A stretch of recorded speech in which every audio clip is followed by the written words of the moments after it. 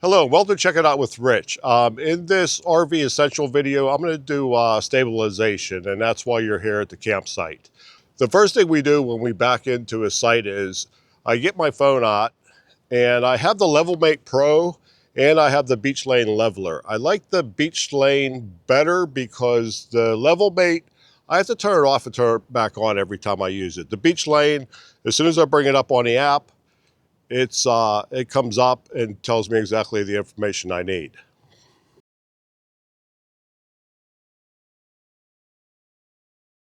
When I'm backing into my site, I'm looking at the side to side, what side needs to come up or down, and that's what I use the LevelMate or the Beach Lane for. So once I know which side has to come up, we put Anderson levelers on. I'll take you over and show you them.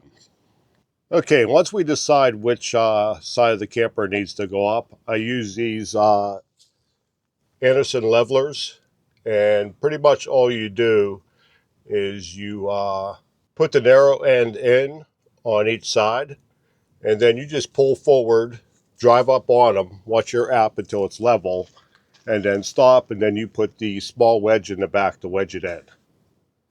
Now you can also use these Lego blocks, that's what I call them. You can use them, you can use blocks of wood.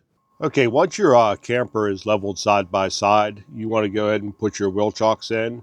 Now, these are rubber. I'd like a little bigger ones, but they do pretty good. But most of all, stay away from the cheap plastic Camco ones. Like on the pavement here, they will slide. That's actually where those rubber mats I have would come in handy. You can put the rubber mat down, then put your plastic chalk down. But all in all, I would stay away from those cheap plastic ones. Okay, then after I get the camper leveled side to side, now it's time to take the camper off the truck. Now, this is what I use in the front. I use the Anderson buckets. You can also, people have nailed 4x6s with 2x12s on them. They work perfectly fine. I decided just to get the Anderson blocks. Okay, then after I get the camper off the truck, now it's time. I have auto level. So I'll go ahead, hit the auto level, the camper level itself. And then when it's done, I will go ahead and put my X chocks in. I'll show you a video of that right now. Okay, here's the T chocks. They are by Stromberg Carlson.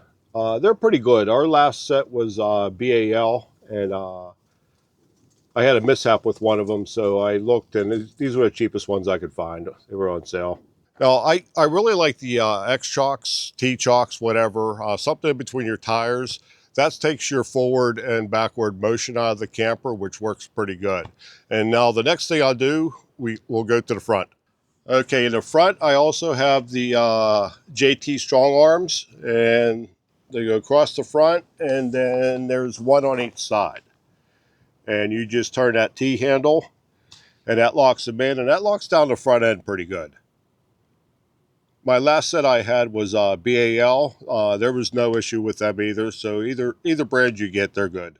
Okay, once I get the X-Chocks, T-Chocks, whatever you want to call them, and the arms in the front locked down, next thing I do is I bring the slides out. So once they're out, we're pretty much ready to go in, but I do two more things. I put this Volterra stabilizer on the back. You can also put it on your frame on the sides, and that'll help take some of the side to side, forward to back movement out. But this works very good. I think between this and the arms on the front and the X-Chocks, that's pretty much all you need. Okay, I made a video at the house of my front stabilizer for the Kingpin, the tripod, so we'll put that video in now. The reason I'm not doing it now is because I switched over to the Anderson hitch, and I don't have a tripod for that yet. So let's do that video now. Okay, the last thing I set up is the Kingpin tripod. We don't set this up all the time. Usually when we're there for more than 3 or 4 days, we'll go ahead and set this up. I think with the strong arm stabilizers really secure the front end pretty good. This does help. Now this is for your regular Kingpin. They also make it for gooseneck. There'll be a cup on there that you can tighten up onto the ball. All right, this is the BAL tripod, fast jack, full timer. This one's pretty nice. Some of them will have chains coming up here to tighten everything up. But if you come down here, this just has a ratchet system that ratchets it tight, and that's it. Then when you're done, pull that up, and that's it. It tightens up pretty good, and it does secure the front end. I would say if you have a washer or dryer in your camper, I would definitely get one of these. So these in conjunction with the strong arms really help out a lot. Okay, one other thing, if you look in the back here, you are able to put a padlock on it. Now this is a Bauer lock, and this lock, the key for this matches all the keys on my camper. I ordered a couple of these when I ordered my locks, but it just adds a little bit of extra security so nobody can come steal it off you. The other thing it's good to have with you is at least a 2-foot level. Now we have the auto level, but it can lose calibration. So we would need the level to recalibrate it. And then if you don't have auto level, some people put adhesive levels on their camper and they just watch it when they're bringing the front up or whatever. But you have to have some means of knowing that your camper is level. Okay, the other thing I carry with me, I bought a truck bed mat.